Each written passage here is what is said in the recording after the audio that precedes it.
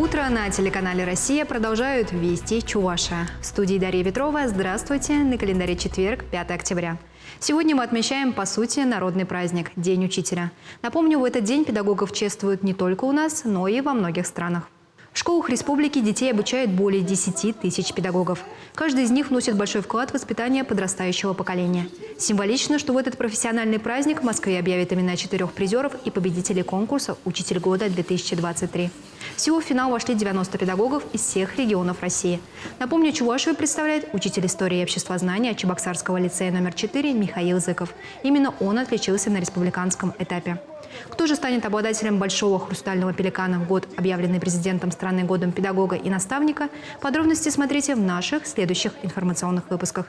В Чебоксарах нацпроекты выполнены более чем на 40%. Как в столице республики реализуется адресная инвестиционная программа, обсудили на еженедельной планерке в городской администрации. В этом году программа включает в себя 46 проектов в различных отраслях городского хозяйства. Общий объем финансирования – 1 миллиард 200 миллионов рублей. Все инициативы направлены на повышение качества жизни, улучшение экологической обстановки, строительство и реконструкцию дорог, а также на благоустройство общественных пространств. В настоящее время формируется проект адресной инвестиционной программы на 2024 год в составе проекта бюджета.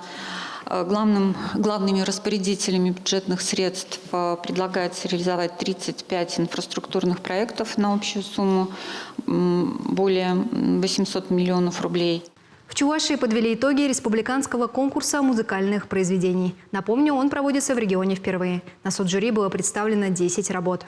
Участников оценивали в нескольких номинациях – инструментальные сочинения, вокально-хоровые жанры и крупная музыкальная форма. Победители получат денежное поощрение в размере 100 тысяч рублей.